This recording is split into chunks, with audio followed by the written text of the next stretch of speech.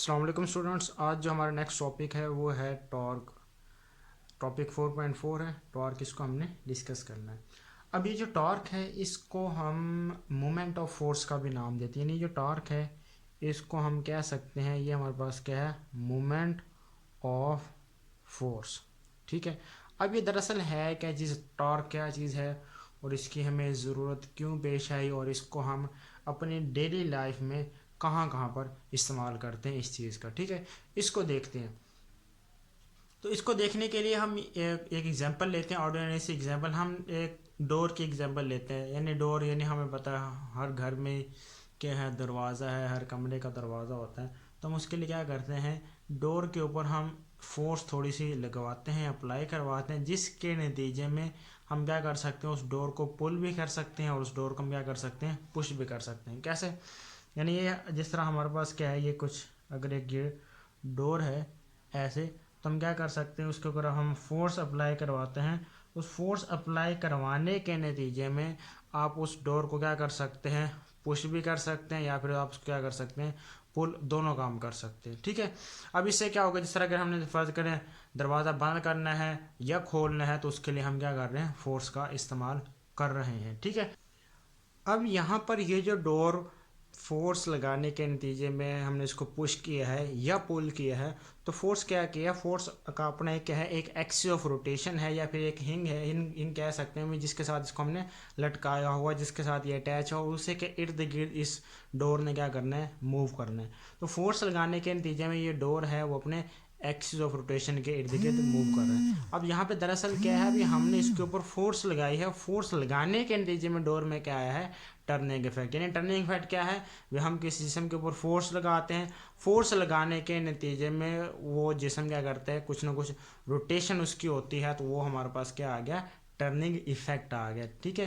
यानी फोर्सेस के जेर असर वो बॉडी क्या कर रही है, वो घूम रही है, इसी को हम नाम देते हैं टर्निंग इफेक्ट का। ठीक है। तो इसको डिस्कस करने से पहले हम एक बॉडी जो हम इस टॉपिक में डिस्कस करते हैं वो हमारे पास है रिजिड बॉडी। ठीक है, रिजिड बॉडी। अब रिजिड बॉडी क्या चीज़ है, रिजिड बॉडी, अब देखें हमें पता है भी हर एक जो बॉडी है वो क्या है, वो स्मॉल नंबर ऑफ पार्टिकल से मिलकर बनी है। अगर हम किसी भी बॉडी की बात करें, अगर डोर की बात कर लें या वट एवर कोई भी जिस्म हमारे सामने आता है, अगर हम अपनी बॉडी की बात करें तो हर एक बॉडी क्या है, छोटे छोटे पार्टिकल से मिलकर बनी है। इस तरह ही मैं एक बात कर लेता हूँ, ये मेरे पास क्या है, एक ब्रिक मैंने ली है, यहाँ पर छोटी सी एक मैंने ब्रिक ली है। अब ये देखिए ये जो ब्रिक है ये भी क्या है, ये नंबर ऑफ पार्टिकल से मिलकर हमारे पास क्या है, ये ब्रिक बनी हुई है। ठीक है। अब ये जो अगर मैं क्या करता हूँ, इस ब्रिक के ऊपर एक फोर्स को अप्लाई करवाती हूँ, यानी ब्रिक है इसके ऊपर मैंने फोर्स अप्लाई करवाई, ऐसे भी फोर्स अप्लाई करवाई, ऐसे भी इस डायरेक्शन में मैंने क्या करवाया, इसके ऊपर फोर्सेस को अप्लाई करवाया।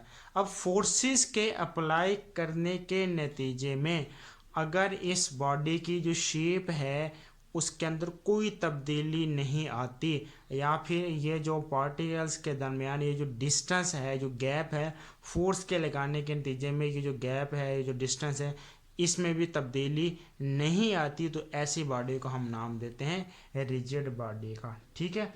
रिजिड बॉडी क्या होगी, a rigid body is one that is not deformed by force और फोर्सेस एक्टिंग ऑन इट। यानी एक रिजिड बॉडी एक ऐसी बॉडी होती है जिसके ऊपर हम एक फोर्स लगाएं या फिर एक से ज़्यादा फोर्स अगर उसके ऊपर हम अप्लाई करवाते हैं तो उसके अंदर कोई डिफॉर्मेशन नहीं आती, अगर उसकी शेप में कोई तब्दीली नहीं आती, तो ऐसी बॉडी को हम नाम देते हैं रिजिड बॉडी। जिस तरह ब्रिक की मैंने बात की, अगर ब्रिक को आप क्या करेंगे, अपने हाथ से प्रेस करेंगे तो उसकी शेप में कोई तब्दीली नहीं आती, तो वो हमारे पास क्या कहलाती है, रिजिड बॉडी कहलाती है। ठीक है।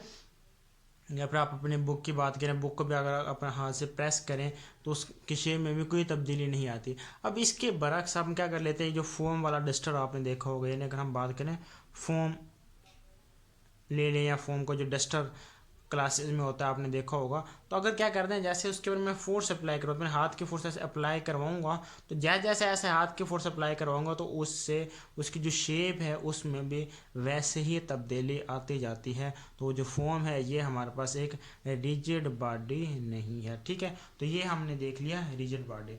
अगर हम बात करें ये टर्निंग इफेक्ट की, तो यहाँ पे हम जितनी भी ऑलमोस्ट बॉडीज लेंगे, जिनके हम डिस्कस करेंगे वो सारी की सारी हम कौन सी बॉडी लेंगे, रिजिड बॉडीज ही लेंगे, ठीक है। उन्हीं के अंदर हम फिर देखेंगे भी हमारे पास टर्निंग इफेक्ट फोर्सेस की वजह से कैसे प्रोड्यूस होता है, ठीक है। अब उसके लिए हम सबसे पहले जो बात करते हैं, हम बात करते हैं एक्सिस ऑफ रोटेशन की, ठीक है। एक्सिस ऑफ रोटेशन यानी क्या चीज़ है एक्सिस ऑफ रोटेशन। जिस तरह अभी हमने बात की है, डोर की बात की थी, वो डोर क्या करता है, एक पॉइंट है जिसके इर्द गिर्द क्या करता है, उसने घूमना है, रोटेट करना है। जिस तरह यानी अभी देखिए जिस पॉइंट के साथ इसको हमने लटकाया हुआ है, इसी के इर्द गिर्द इस जो डोर है इसने क्या करना होता है, घूमना होता है। दरअसल ये जो लाइन है, ये वाली लाइन, ये जिसका क्या कहते हैं, जिसके साथ हमने इसको लटकाया हुआ है और जिसके इर्द गिर्द अब डोर क्या करेगा, ऐसे और ऐसे क्या करता है, एक पॉइंट है, एक लाइन है जिसके इर्द गिर्द इस डोर ने घूमना है, इसी को हम नाम देते हैं एक्सिस ऑफ रोटेशन का, ठीक है। या फिर अगर हम एक और एग्जांपल ले लेते हैं, हम बात करते हैं लट्टू के एग्जांपल, यानी ये हमारे पास क्या कुछ इस तरीके से, ये हमने एक लट्टू लिया हुआ, ठीक है।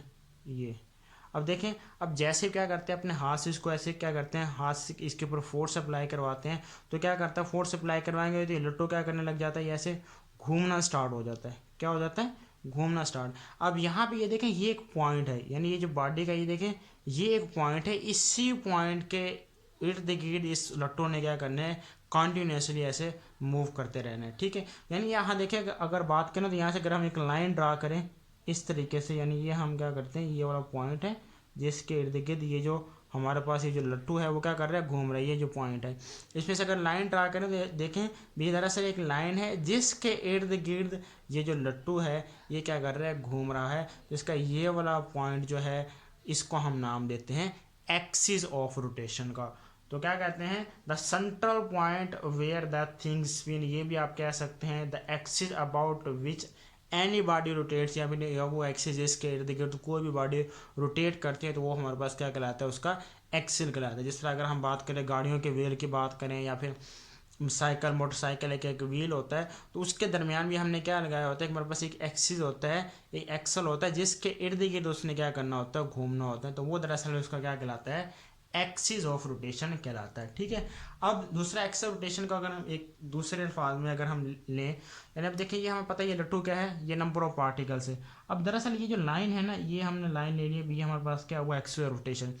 अब देखिए जब ये पूरा लट्टू ऐसे घूमेगा तो इस लट्टू के क्या है, जो कि हमें पता है ये नंबर ऑफ पार्टिकल से मिलकर बना है, तो इसका हर एक पार्टिकल दरअसल क्या करता है, सर्कुलेट करता है इस लाइन के इर्द गिर्द। यानी आप बात करें ये जो पार्टिकल्स हैं, अब देखें यानी ये जो पार्टिकल हैं वो भी दरअसल ऐसे क्या कर रहे हैं, इस लाइन के इर्द गिर्द क्या कर रहे हैं, ऐसे मूव कर रहे हैं। जो सारे के सारे उस लट्टू के या किसी भी बॉडी की अगर हम बात करें पार्टिकल्स की, तो ये जो सेंट्रल पॉइंट है, ये जो लाइन है, इसके इर्द गिर्द पूरे बॉडी का जितने भी हमारे पास पार्टिकल्स हैं वो क्या कर रहे हैं, घूम रहे हैं। और किस फॉर्म में घूम रहे हैं, वो सर्कल्स की फॉर्म में वो सारे के सारे पार्टिकल्स घूम रहे हैं, ठीक है। तो ये हमारे पास क्या कहलाता है, एक्सिस ऑफ रोटेशन। और दूसरे एक बात यहाँ पे ये भी देखते जाएं, अब देखें भी अब ये कुछ तो पार्टिकल्स हैं इस लट्टू के जो क्या होंगे, इस सेंट्रल लाइन के क्या होंगे, नज़दीक होंगे। अब देखें यहाँ के जो पार्टिकल्स हैं वो नज़दीक हैं, इस तरह यहाँ वाले जो एंड वाला इसका सिरा है, तो इसके जो पार्टिकल्स होंगे वो क्या होंगे, सेंट्रल लाइन से क्या है, कुछ दूर हैं। जिस तरीके से मैंने ऐसे ड्रा किया, ये कुछ ये बाय एंड वाले पार्टिकल, ये उसके नज़दीक वाले, इस तरह ये नज़दीक वाले। तो ये देखें अभी ये क्या कर रहे हैं, सर्कल के अंदर घूम रहे हैं। तो ये जो आउटर यानी ये जो सब ये वाले जो पार्टिकल्स हैं, ये जो इस सर्कल में घूम रहे हैं, तो इनकी जो स्पीड होगी वो क्या होगी, ज़्यादा होगी घूमने की। और ये जो नज़दीक हैं, ये यानी ये जो पार्टिकल जो इस सेंट्रल लाइन के नज़दीक हैं, सर्कल में घूम रहे हैं, इनकी जो स्पीड होगी वो इनकी निस्बत क्या होगी, कम होगी। और कुछ ऐसे पार्टिकल्स भी होंगे जो इस सेंट्रल लाइन यानी एक्सिस ऑफ रोटेशन के ऊपर ही लाई करते हैं, तो वो जो पार्टिकल्स होते हैं वो दरअसल घूमने के बजाय अपनी जगह से क्या होते रहते हैं, डिस्प्लेस होते रहते हैं, ठीक है। तो ये हाँ आपने देख लिया अभी एक्सिस ऑफ रोटेशन क्या होता है, इसको डेफिनेशन के लिए हमने देखें, ठीक है। उसके बाद अगर हम बात करें अपनी रोज़मर्रा ज़िंदगी से भी कौन सी कई ऐसी आपने फोर्सेस देखे हैं जो क्या करते हैं, टर्निंग इफेक्ट प्रोड्यूस करते हैं। जैसे हम क्या करते हैं, पेंसिल को अगर आपने तेज़ करना है, शॉर्पनर के अंदर हम क्या कर रहे हैं, उसको घुमा रहे हैं। तो ऐसे घुमाने के लिए हम क्या कर रहे हैं, उसके ऊपर ऐसे फोर्स लगा रहे हैं। फोर्स लगाने के नतीजे में वो जो आपके पास पेंसिल है वो क्या कर रही होती है, घूम रही होती है, ठीक है।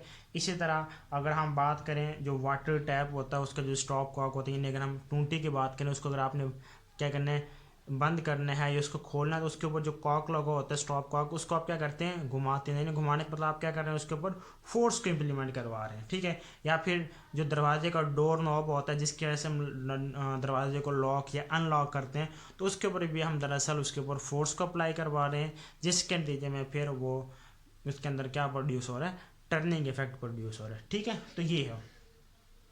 अच्छा, आपने ये देखा है भी जो दरवाजे का जो हैंडल होता है, यानी ये जो हमारे पास डोर है, ये जो हमने यहाँ पे मतलब ये डोर हमने लिया है, तो ये जो डोर का आपने देखा होगा वो हैंडल होगा, जिस हैंडल से हम क्या करते हैं, उस दरवाजे को या डोर को हम क्या कर रहे हैं, उसको शट भी कर रहे हैं और क्या कर रहे हैं, ओपन भी कर रहे हैं, ठीक है। तो उससे क्या है भी, उसको हमने ये जो आउटर एज है उसके ऊपर ही क्यों लगाया होता है, यानी इसको हमने यहाँ पर लगाया होता है बनिस्बत यहाँ पर लगाने के, उसके ये नहीं, ये जो एक्सो रोटेशन उसके नज़दीक लगाने से हम नज़दीक लगाने की निस्बत हम कहाँ पर लगाते हैं, इसके आउटर एज के ऊपर लगाते हैं। तो ऐसा इसलिए है भी हम इसको यहाँ आउटर एज के ऊपर इसलिए लगाते हैं ताकि हम दरवाजे को ईजिली क्या कर सकें, बंद भी कर सकें और खोल भी सकें। अब ये जो हमारे पास वो जो हैंडल है, अगर हम उसको इस एक्सो रोटेशन के यानी ये जो लाइन है अगर इसके नज़दीक लगा देंगे तो उसके लिए हमें उसके ऊपर जो फोर्स लगानी पड़ेगी वो क्या लगानी पड़ेगी, ज़्यादा। यानी अगर आप क्या करें, उसके आउटर एज की निस्बत अगर हम उसका जो बिल्कुल नज़दीक वाला यानी ये वाला सिरा है, अगर आप उसके ऊपर अपने हाथ से फोर्स लगाएं भी, हमने इसको बंद भी करना है और वहीं पर फोर्स लगाएं भी, हमने इसको खोलना भी है, तो ऐसा करना हमारे लिए क्या होता है, काफ़ी मुश्किल होता है, ठीक है। तो इसलिए भी वो लोकेशन जहाँ पर हम फोर्स को इम्प्लीमेंट करवा रहे हैं वो भी बहुत अहमियत की हामिल है। अब कैसे, अब जिस तरह आपने देखा होगा मैकेनिक के पास जाते हैं, उसके पास क्या होता है, स्पेनर होता है। क्या होता है, स्पेनर। स्पेनर का आप अगर हम आम जुबान में बात करें तो इसको हम बात करते हैं रेंच भी कहते हैं, ठीक है ना। ये कुछ इस तरीके का हमारे पास क्या होता है, ये एक स्पेनर होता है और यहाँ पर हमने इधर ये दरमियान में हमारे पास क्या होता है, नट होता है, जिसको हम क्या करते हैं, स्पेनर की मदद से हम उसको लूज़ भी कर सकते हैं और टाइट भी कर सकते हैं। अब ऐसा करने के लिए मैकेनिक क्या करते हैं, इसका ये जो सिरा है यहाँ पर वो जो मैकेनिक है उसके ऊपर फोर्स लगाता है, ठीक है। अगर हमने टाइट करना है या लूज़ करना है तो वो कंडीशन के मुताबिक इसके ऊपर ये वाला सिरा है उसके ऊपर वो क्या करता है, फोर्स को लगाता है, जिसकी वजह से हम उस नट को टाइट भी कर सकते हैं और लूज़ भी कर सकते हैं। अब ये एक स्पेनर है, उसके बरक्स हम क्या कर लेते हैं, एक और स्पेनर ले लेते हैं। दो हमने ये स्पेनर लिए हुए हैं। अब एक स्पेनर क्या है, इसका जो ये वाली जो लेंथ है ये क्या है, शॉर्टर है, और एक जो हमने दूसरा स्पेनर लिया है उसकी ये जो हमारे पास जो लेंथ है वो क्या है, ज़्यादा है।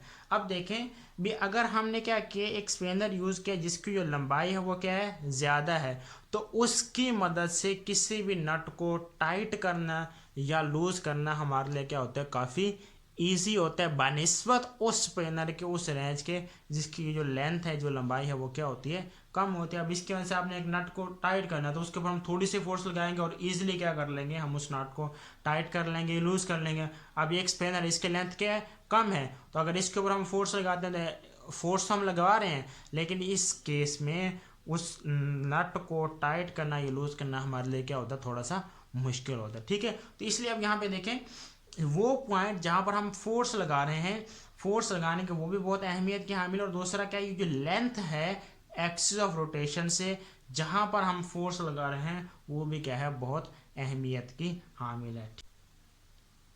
बात करते हैं हम line of action of force की। Line of action of force. अब line of action of force देखते हैं।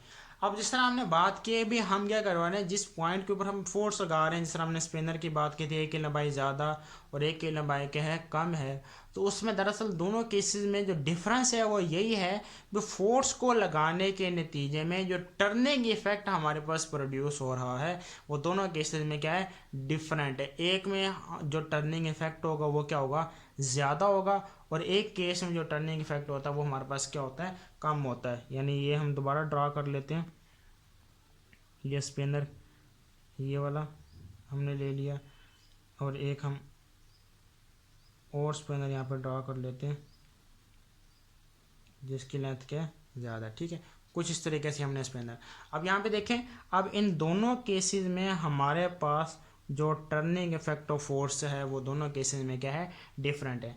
अब यहाँ पे line of action of force की अगर हम बात करें तो line of action of force क्या होती है, वो लाइन जिसके साथ हम किसी भी ऑब्जेक्ट के ऊपर फोर्स को इम्प्लीमेंट करवा रहे हैं वो क्या कहलाती है, line of action of force. अब देखें, अब इसका line of action of force क्या है, ये है। यहाँ पर जो कि हम क्या कर रहे हैं, इस लाइन के अलोंग इस स्पिनर के ऊपर क्या कर रहे हैं, फोर्स को इम्प्लीमेंट करवा रहे हैं। और इसका line of action of force क्या है, ये वो पॉइंट है जहाँ पर हम क्या कर रहे हैं, फोर्स को इम्प्लीमेंट करवा रहे हैं। तो ये हमारे पास आ गया line of action of force. The line along which a force acts is called the line of action of force. और ये वाला अगर हम बात करें तो ये क्या है, स्पिनर का क्या है, ये एक्सिस ऑफ रोटेशन है, यानी ये क्या है, एक्स, यानी क्योंकि इस पॉइंट के इर्द गिर्द ही स्पिनर ने ये ऊपर जाना है या नीचे जाना है। तो ये हमारे पास क्या कहलाता है, ये आ गया हमारे पास एक्सिस ऑफ रोटेशन। और ये हमारे पास क्या आ गया, ये हमने बात कर ली है line of action of force, क्योंकि हम इस पॉइंट के ऊपर या इस लाइन के अलोंग हम उस स्पिनर के ऊपर क्या करवा रहे हैं, फोर्स को इम्प्लीमेंट करवा रहे हैं। ठीक है, अब ये आ गया। अब यहाँ पे देखें तो यहाँ पे एक लास्ट में हम एक और चीज डिस्कस करते हैं, वो हमारे पास है मोमेंट आर्म। मोमेंट आर्म, अब मोमेंट आर्म क्या चीज़ है, मैं इसी को लूँगा। अब देखें, अब मोमेंट आर्म दरअसल हम बात करते हैं लेंथ की। मोमेंट आर्म क्या चीज़ है, इसको आप लेंथ के मीनिंग में ले सकते हैं। अब लेंथ क्या चीज़, लेंथ आपने स्पिनर की लेंथ नहीं, लेंथ हम बात कर रहे हैं भी एक्सिस ऑफ रोटेशन और line of action of force के दरमियान जो हमारे पास परपेंडिकुलर डिस्टेंस होती है उसको हम नाम देते हैं मोमेंट आर्म का। जिस तरह हम बात करें, अब देखें ये हमारे पास क्या है, एक्सिस रोटेशन, और ये क्या चीज़ है, ये line of action of force. तो इनके लिए देखें, ये हमारे पास क्या आ गया, ये line of action of force ये आ गया। तो इन दोनों के दरमियान ये जो हमारे पास डिस्टेंस बनती है इसको हम नाम देते हैं मोमेंट आर्म, और इसको हम डिनोट करते हैं एल से। ठीक है, यानी अगर हम इसको यहाँ पे ऐसे सेपरेट लिखना चाहें, यानी ऐसे है, ये हमारे पास क्या है, ये कुछ इस तरीके से ये हमने ऐसे ड्रा कर लेते हैं ये।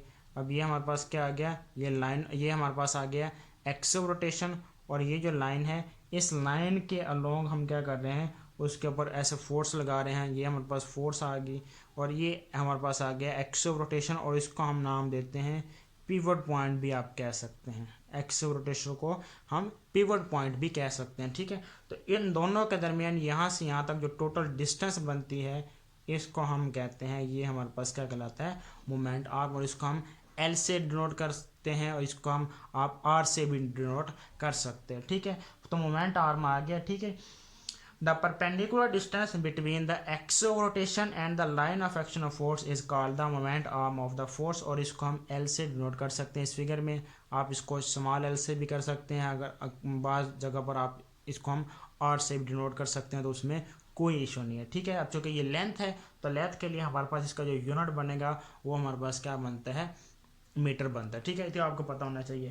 तो अगर अब हम बात करते हैं टार्क की, तो टार्क दरअसल अब हमारे पास क्या निकला है, टार्क है turning effect of a force, यानी एक फोर्स, एक ऑब्जेक्ट है उसके ऊपर हमने फोर्स लगाई है, उसके नतीजे में उस बॉडी के अंदर क्या प्रोड्यूस हो गया, टर्निंग इफेक्ट प्रोड्यूस हो गया है, उसी को हम दरअसल नाम देते हैं टॉर्क का। ठीक है, तो टॉर्क को अगर हम लिखना है तो टॉर्क को कैसे लिखेंगे, टॉर्क हमारे पास होता है एफ क्रॉस एल। ठीक है, तो ये हमारे पास आ गया torque is equal to F cross L. F क्या है, वो जो फोर्स है जो हम उस बॉडी के ऊपर लगा रहे हैं, और एल क्या चीज़ है, एल हमारे पास मोमेंट आर्म, यानी perpendicular distance between the axis of rotation and the line of action of force. ठीक है, और जो टार्क की मुकम्मल डिपेंडेंस है या जो फैक्टर्स जिनके ऊपर टार्क डिपेंड करती है वो दरअसल यही है, फोर्स है, और दूसरा क्या चीज़ है, मोमेंटम। अब देखिए, अगर हम क्या करने, ये जो स्पिनर है इसका अगर मैं फोर्स को ज़्यादा लगाऊं, क्या करूं, अगर इसी के ऊपर मैं फोर्स को ज़्यादा इम्प्लीमेंट, इसमें ज़्यादा करवाऊं या इसमें ज़्यादा करवाऊं फोर्स को, और इसमें कम करवाऊं, तो इससे क्या होगा, जिसके ऊपर हम फोर्स को मैं ज़्यादा लगा रहा हूँ उसमें जो टर्निंग इफेक्ट होगा वो क्या होगा, ज़्यादा होगा, और जिसके ऊपर मैं फोर्स कम लगा रहा हूँ तो वहाँ पर टर्निंग इफेक्ट क्या होगा, कम होगा। अब यहाँ पे देखिए, इसके ऊपर मैं फोर्स फर्ज करें, एक केस में मैं इसके ऊपर फोर्स लगा रहा हूँ 20 न्यूटन की, सेम यही लेंथ है और एक्सेलरेशन भी सेम वही है, तो जब फोर्स 20 न्यूटन की लगाऊंगा तो इस केस में जो टार्क हमारे पास प्रोड्यूस होगा वो कुछ और होगा। अब दूसरा केस में ले जाता हूँ, मैं फोर्स में क्या लगा रहा हूँ, फोर्स मैंने लगा रही है 5 न्यूटन। और जब मैं 5 न्यूटन की फोर्स लगा रहा हूँ तो डेफिनेटली जो टर्निंग इफेक्ट आएगा, जो घुमाव होगा वो क्या होगा, कम होगा। और जब मैं 20 न्यूटन की फोर्स लगा रहा हूँ तो उस केस में जो टर्निंग इफेक्ट होगा वो क्या होगा, ज़्यादा होगा। और दूसरा केस भी, अगर लेंथ यानी मोमेंट आर्म को अगर हम ज़्यादा कर देंगे, बढ़ा देंगे, तो उसके नतीजे में भी जो टर्निंग इफेक्ट होगा, जो टार्क होगा वो क्या होगी, ज़्यादा होगी। जिस तरह हमने ये स्पिनर ली थी, जिसकी लेंथ ज़्यादा है तो उसका जो टर्निंग इफेक्ट है वो क्या है, ज़्यादा है। जिसकी लेंथ कम है उसका टर्निंग इफेक्ट हमारे पास क्या होता है, कम होता है। ठीक है, ये टार्क आ गया। ये फोर्स को बढ़ाएंगे तो टार्क बढ़ जाएगा, मोमेंट आर्म को बढ़ाएंगे तो टार्क हमारे पास क्या हो जाएगा, इनक्रीज हो जाएगा। अगर इन दोनों को कम कर देंगे तो उससे टार्क की वैल्यू में हमारे पास क्या होती है, कमी आ जाती है। ठीक है, तो अब हमें पता है फोर्स का यूनिट क्या होता है, न्यूटन होता है। और लेंथ का यूनिट हमारे पास क्या होता है, मीटर। तो टार्क का हमारे पास जो एस आई यूनिट है वो क्या चीज़ है, वो है न्यूटन मीटर।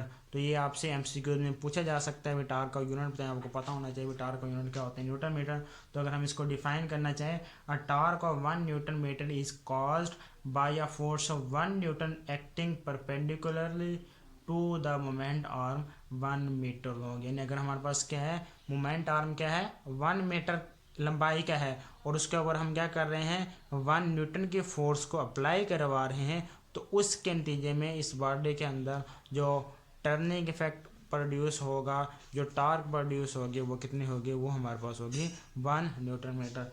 आप इसको ऐसे भी लिख सकते हैं। अब हम एक आपको पता है भी, वो जो 1 न्यूटन होता है वो किसके इक्वल होता है, वो होता है किलोग्राम मीटर पर सेकेंड स्क्वायर।